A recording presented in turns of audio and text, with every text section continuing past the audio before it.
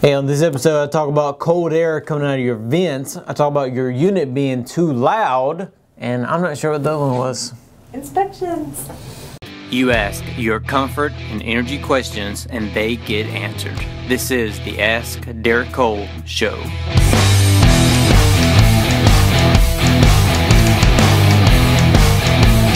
Hey, this is Derek Cole. Welcome to the Ask Derek Cole Show in episode 58. Yes, 58. It's been a beautiful couple of days. Sunshine, no rain, a little chilly. I'm really excited. The fact that I had to start my car early on Monday morning, I was really excited about it. I was like, yeah, a little bit of frost. So if you need us, you know where to find us. All right, let's get into it. When I turn on my heat, why do I have cold air that comes through my vents first?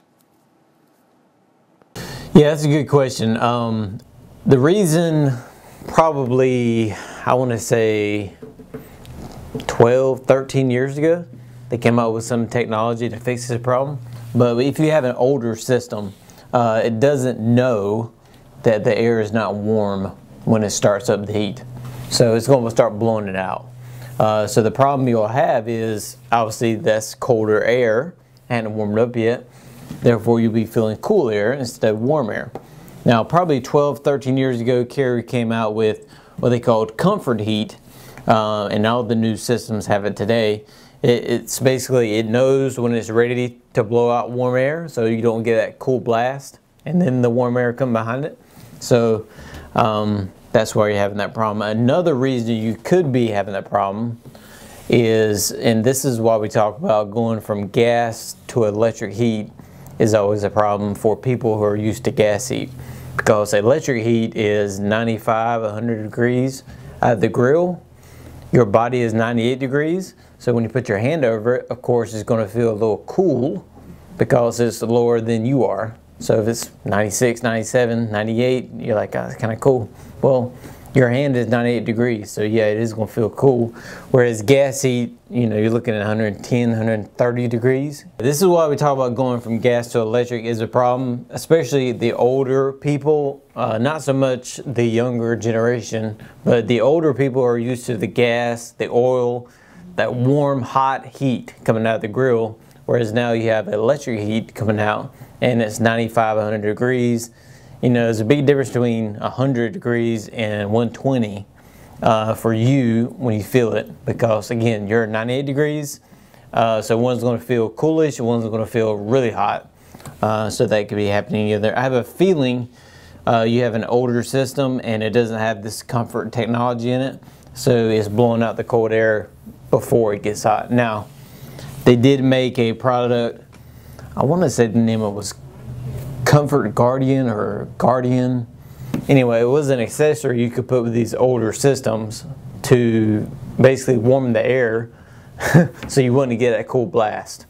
But of course, nowadays, all the newer systems have it. Like I said, Carrier came out with it 12, 14 years ago, called Comfort Heat, to make you more comfortable. And that was a long answer to that very small question. Why does my unit need to be inspected by the town or county I live in after installation? We pull permits on every install we do because that is what the state law requires for us to do. And if you read your insurance policy, it's going to be what they require you to do. They don't want anybody working on your house that is an unlicensed contractor and then not get it inspected by the code enforcement department of that city or state, county, whatever you have. So it's really about safety too. I mean, yes, that has to be done, but then again, yes, we have been installing stuff for 60 plus years, but you want to make sure it's up to code, it's up to energy standards, it's done correctly. You have a third set of eyes looking at it, a third party looking at it and saying, yes, it's good to go, or no, you need to do this and this to bring it to code. Because a lot of code things are really energy and safety items that need to be paid attention to. And hey, we're not perfect. We make mistakes. We got to go back and fix things every now and then. We try not to, but me and this company, you always want a third party to come behind you and look at it to make sure it's done right. And two, if anything were to happen and your homeowner's insurance said, hey, who was working on your house? Hey, it was this contractor. He got this permit.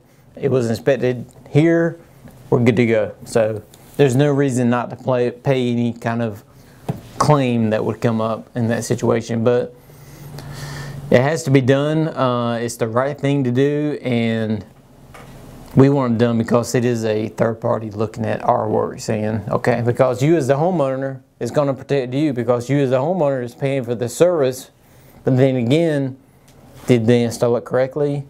Did they install it the way it should be installed in 2015, 2016? And that's where they come in. We often entertain people outside, but when our unit comes on, it is very loud. Is there anything we can do to help this? A lot of the basic value systems have a louder than normal compressor. Now, when you go to a higher end product, they put around that compressor what they call a compressor blanket to actually stop some of that sound from getting out. So you can install a compressor blanket on that unit to make it a little quieter. So that's probably what I would do in that situation. If you don't want to turn it off and you don't want to be uncomfortable inside, even though you're outside. So I'm not really sure the whole dynamics here, but compressor blanket will quiet it down. That is a guarantee. And two, like at the high school, units start making a lot of noise. Sounds like rocks are in the compressor. Like when it comes on, like, okay, we probably have a problem. So if it's really loud and sounds like a grinding noise, then get it checked out to make sure everything's fine. If it's normal operation and it's just loud, then get a compressor blanket, get your contractor to install that, and it will quiet it down a little bit. But the higher end products, the 16, 18, 20 Sears, they have this. They have a sound blanket to prevent this noise so much from happening. If you could only take 5 possessions with you, what would they be? We're not talking about family as possessions, right? No, you get to keep your family, for better or worse. 5 possessions I would keep. Huh. We'll probably go with the phone as number 1. I'm getting a bunch of hearts here on Periscope. Keep the phone. Phone would be 1. I would say